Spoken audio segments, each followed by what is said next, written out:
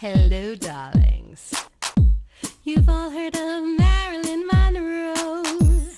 Some of you know Bridget Bardot. Well, now it's time for the Cognac Show. I said cognac, ooh, ooh. I said cognac, ooh, ooh, ooh. I'm your bubbly blonde, fabulously dressed to impress.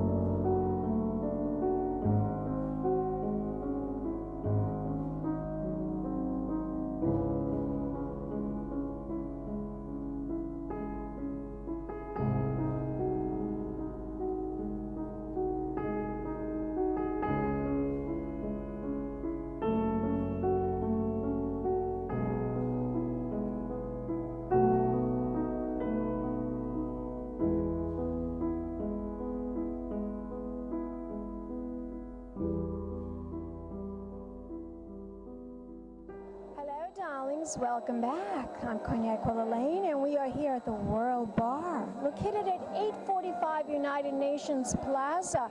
And I am here with this fabulous director, filmmaker, who is just about to embark on a new story for a new movie.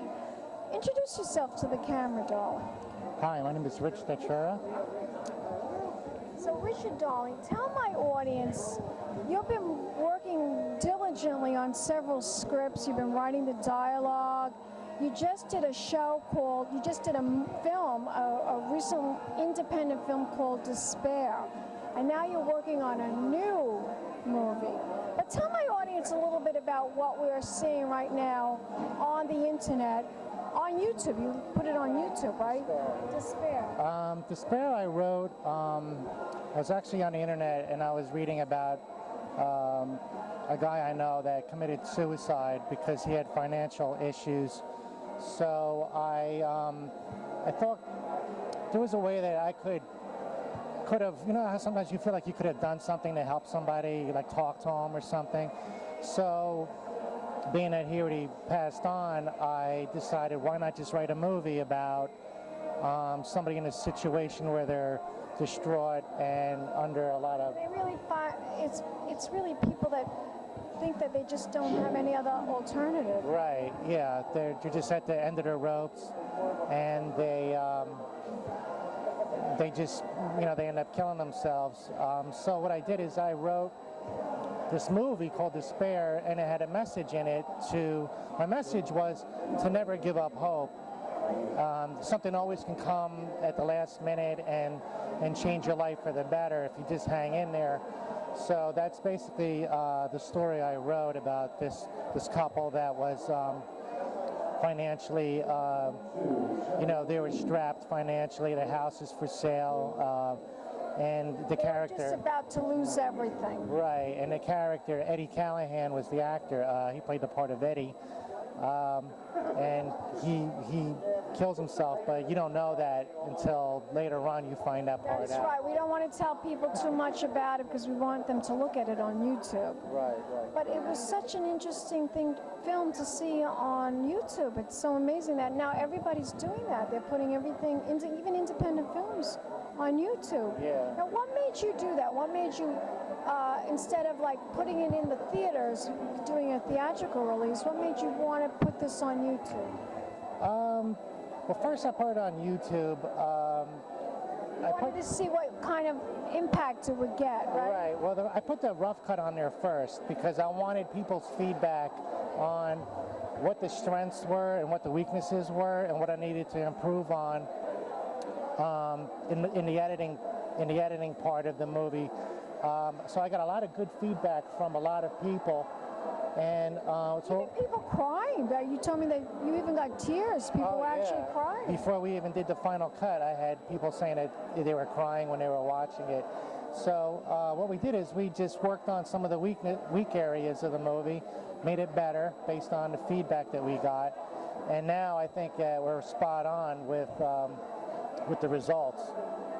But you are going to leave this as is. Yeah, the way it is right now is the way I'm going to submit it to festivals. Film festivals, right. Interesting, very interesting. I'm looking at the reaction that people are getting. I'm really amazed at what I'm seeing. It's really impressed me, your way of filmmaking. You're very detail-oriented. Yeah, I'm just very detailed with everything I do. The emails I send back and forth, I always ask for confirmation, you know, make sure that, you know, if the person got my email, and, you know, that's just a smart way of doing business, is being very organized and detailed, so.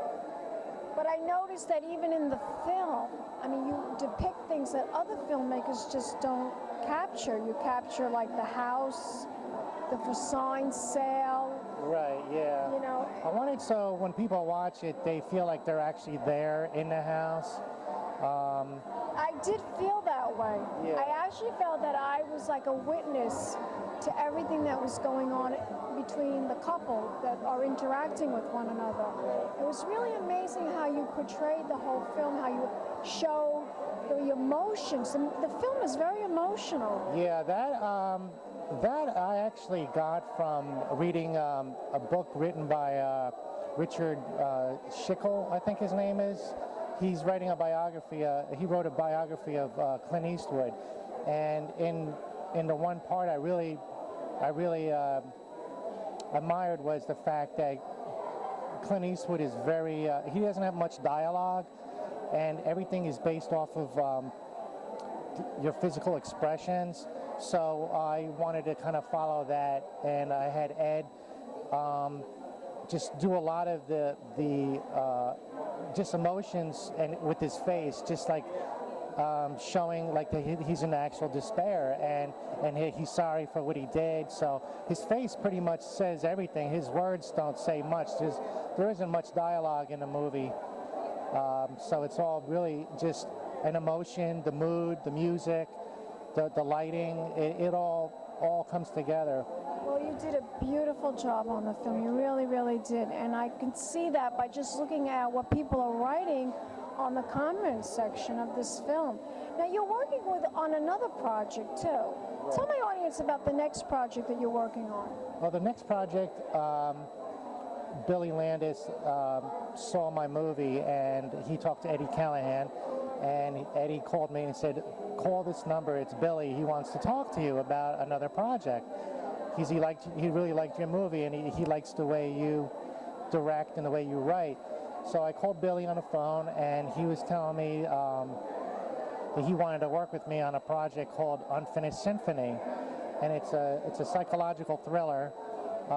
Very much in the way Alfred Hitchcock made his films. It's going to have a feel of the post, like, World War II kind of movies, you know, the old black and white classics with, like, Gene Tierney and Dana Andrews, Kirk Douglas, Barbara Stanwyck, that kind of feel. Love it. With that kind of, you know, the clothing. Lana Turner. Yeah, everything is so glamorous. Right, glamorous. So we want to very stylish.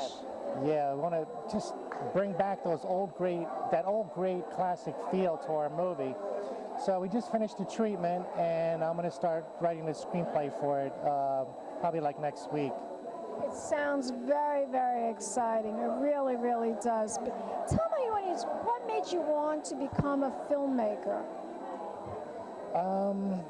Well, I've always loved movies since I was a kid. I used to fake I was sick. Sorry, Mom. But I used to pretend I was sick, and I would watch the 11 o'clock. They had 11 o'clock in the morning. They had a movie, and then when that movie was over, they had the 4 o'clock movie. Are you sure? I mean, you're kind of young, but I remember as a kid I used to watch the $1 Million Movie. That was it, yeah, the $1 Million Movie. And then at 4 o'clock there was another one on. But I used to love those old black and white movies. Nobody was home but me, so nobody could bother me because you really focused on the TV, and you were so into that movie, and it just would capture you. And even now, like, I'll watch something like on demand or something, I'll order something, and as soon as that 20th Century Fox logo comes out with that trumpet and that music, you get like excited. Yeah, I know, I do too. That it's funny because I was in a 20th Century Fox film. I was in The Devil Wears Prada, and to this day, I tell my husband, I was in a movie that 20th Century Fox produced, and it just makes me feel fabulous that I was in a 20th Century Fox film. Yeah. And that was a production company that produced big films like Cleopatra, and Elizabeth Taylor was under them, and also Marilyn Monroe.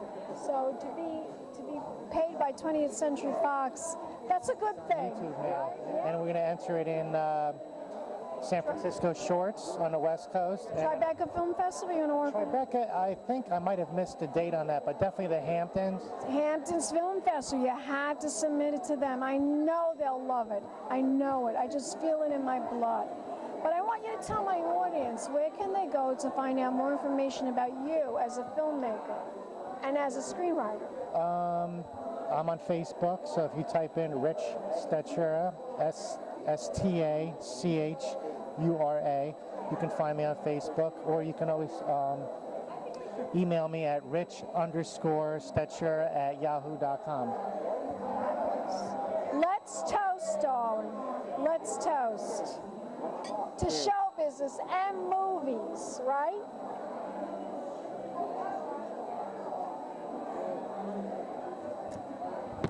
Thank you so much, John. We'll be back in a moment with more interviews right here at the World Bar, located at 845 United Nations Plaza. Pink champagne kisses. Fancy dress to impress. One of a kind girl. It's been a Crybaby Productions, darlings.